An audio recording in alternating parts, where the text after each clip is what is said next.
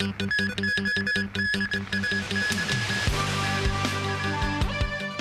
top government official says waste charging remains an important measure to be implemented in Hong Kong. Part of a collapsed road in Shamshui to be reopened to traffic tomorrow morning. And Zelensky asks delegates at the Shangri-La Defense Forum to help revive diplomacy in a bid to end Ukraine's war with Russia.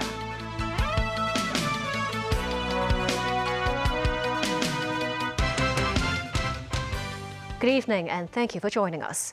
Secretary for Environment and Ecology Jie Qin-wen said on a TVB program that waste charging remains an important measure to be implemented in Hong Kong. This came a week after the government indefinitely postponed its municipal solid waste charging scheme. As Mo Zhengai reports, the government will look into ways to improve the scheme. The government decided to defer the implementation of its waste charging scheme after taking different factors into consideration, including troubles that the measure may cause members of the public. The government said they will look into ways to improve the scheme before deciding on the next step. When asked about whether it is necessary to charge individuals for dumping their waste, Secretary for Environment and Ecology Jie Qin-wen said the charging part is important for Hong Kong people. He said the recycling culture in the city is not as developed as in some overseas countries, such as Japan.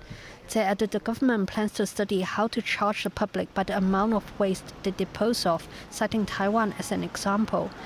The Secretary said Taipei also has a waste charging scheme, and the waste charging calculation is based on the total number of bags authorities collect from a building instead of from every household. They said such a calculation method will help the formation of a recycling culture in Hong Kong.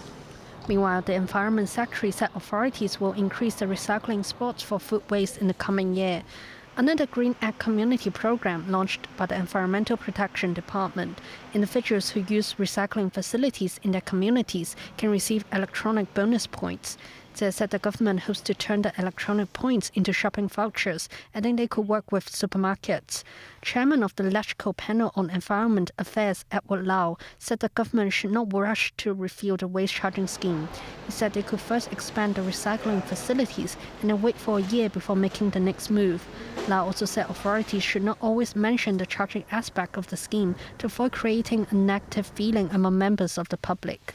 News 9, TVB News. It's expected preliminary repair work on the section of Hai Tan Street in Shamshui affected by land subsidence will be completed soon.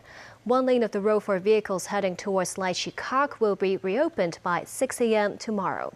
The government added one of the reasons leading to the road collapse was the recent rainstorm that accelerated soil erosion in the area. Water Supplies Department personnel continued their repair work at the site earlier today. Director of Water Supplies Roger Wong also inspected the scene. Railings and street signs that have fallen into the sinkhole earlier have been removed. The Transport Department said some road sections nearby have reopened, but the area between Yanqiao Street and Quailin Street remains closed to traffic. Some bus routes still have to be diverted. The section affected by subsidence was about 8 meters by 12 meters in size, with a depth of around 4 meters. The Buildings Department said it sent officers to inspect nearby premises, and there are no obvious structure risks in the buildings there. Defense Minister Dong Jun today said the United States is causing friction in the Asia-Pacific region because of its support for Taiwan and the Philippines. Dong was speaking at the Singapore Defense Forum 2 days after a meeting. U.S. Defense Secretary Lloyd Austin asked the two sides renew military-to-military ties. Dong said China would take resolute action to curb any movement towards Taiwan independence. He said it was Washington that was responsible for tensions in the South China Sea. On Saturday, Philippine President Ferdinand Marcos Jr. warned of potential conflict in disputed waters and shoals where Chinese and Filipino vessels have clashed. Austin said on Saturday the U.S. support for Manila is ironclad. His Chinese counterpart said differences between Chinese and U.S. militaries mean greater communication is needed and they should not pursue confrontation with each other. China claims almost the entire South China Sea, which is a key global shipping route. He said Beijing is exercising great restraint against infringement on its waters, but warned there is a limit to its restraint. State media are reporting that guns were pointed at the Chinese Coast Guard off Renaijiao in the South China Sea. The incident reportedly happened on May 19th when at least 2 men on a grounded Philippine military vessel pointed guns at a China Coast Guard team. The men were on the BRP Sierra Madre, a Filipino vessel at Renaijiao, known in the Philippines as Second Thomas Shoal. Coast Guard footage released via state media CCTV claims to show at least 2 men holding rifles and pointing them at its officers. China claims sovereignty over Renaijiao. Ukrainian President Volodymyr Zelensky today asked delegates at the Shangri-La Defense Forum in Singapore to help revive diplomacy in a bid to end his country's war with Russia. Zelensky's plea was part of his selling point for this month's peace summit in Switzerland, aimed at finding a diplomatic solution to the war that has killed tens of thousands on both sides. The Ukrainian leader also met U.S. Defense Secretary Lloyd Austin and other American politicians, pleading for more air defense systems to combat Russian airstrikes. Nasvi Karim has more. Some of the most high-profile security officials on the planet attended the Shangri-La Defense Forum in Singapore. For Ukrainian President Volodymyr Zelensky, it was an opportunity not to be missed. And he made the most of it, addressing around 500 delegates, urging them to take part in a 2-day peace summit in Switzerland starting on June 15th and discuss ways to end the 27-month-old war with Russia. Zelensky outlined his formula for peace. At the first summit, we will address 3 points of the peace formula: nuclear security, food security, and the release of prisoners of war. And of course, the Ukrainian children abducted by Russia. Time is running out, and the children are growing up in the Putin land, where they are taught to hate their homeland and are lied to, being told they have no families, while their loved ones wait for them at home in Ukraine. Zelensky also lamented the decline of global diplomacy and the role it should play in preventing conflicts. Frankly, the last few decades have not been a time for diplomacy. We have all felt this, and each region, sometimes even countries, has its own experience of how diplomacy has degraded, leaving only disappointment behind. Zelensky said around 100 nations and organizations have pledged to attend the summit. He expressed frustration at the lack of response to the summit from some countries, including China, a key ally of Russia. Earlier, China's Defense Minister Dong Jun said Beijing is careful not to take sides, wants to promote peace, and never supplied weapons to either of the warring parties. U.S. Defense Secretary Lloyd Austin met Dong on Friday, and today he had a meeting with Japanese Defense Minister Minoru Kihara, where discussions touched on U.S. commitment to regional security. Kihara himself held talks with Dong on Saturday, where he expressed serious concerns about China's increasing military activities in the seas and airspace around Japan. Nazvi Karim, TVB News. Thousands of Israelis have urged their government to accept a ceasefire deal that Hamas views positively. However, hardliners in Prime Minister Benjamin Netanyahu's government are opposed to any agreement that does not include the destruction of Hamas. Tens of thousands of Israelis gathered for their weekly protest, demanding that the government do more to free around 100 hostages still held by Hamas in Gaza.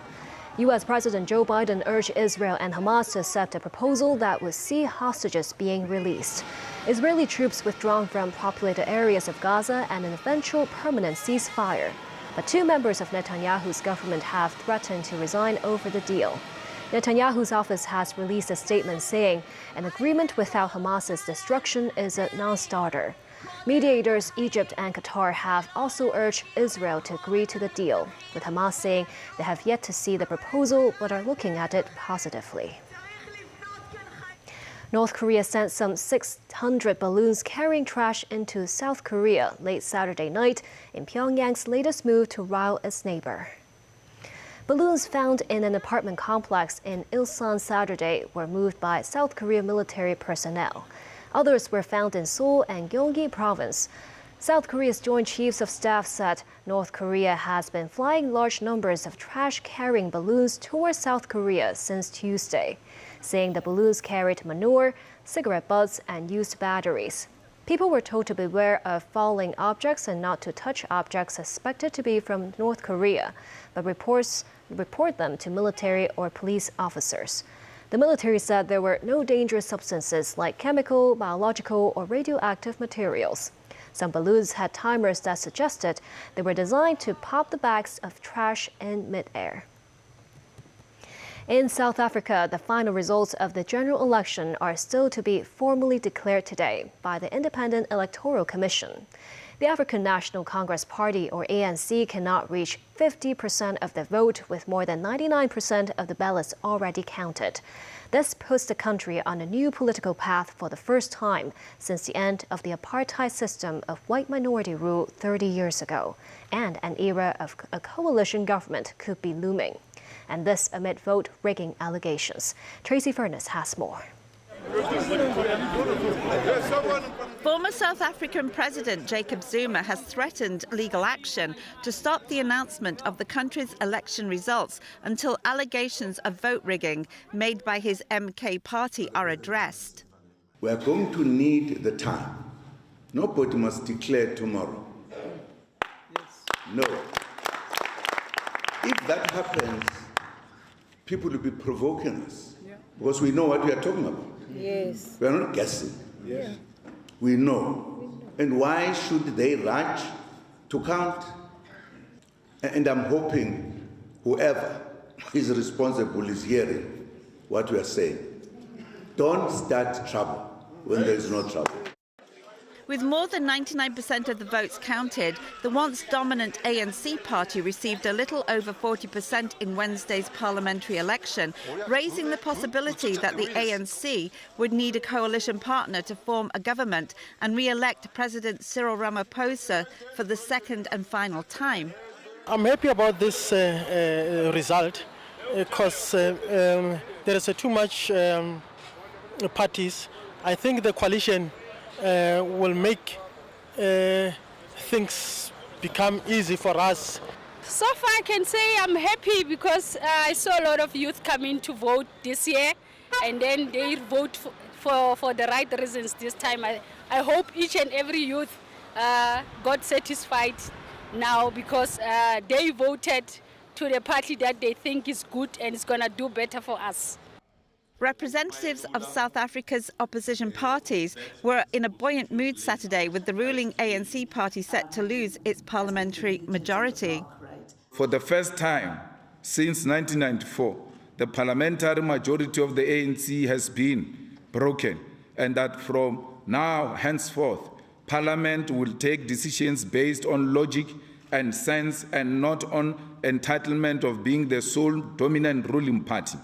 Parliament will now be better positioned as a true representative of our people and not a platform to protect the political elite of the ruling class. Tracy Furness, TVB News. And still ahead, the Chang'e 6 lunar probe lands on the far side of the moon. And new guided tours in Central and Sheungwan later this year for tourists and local residents.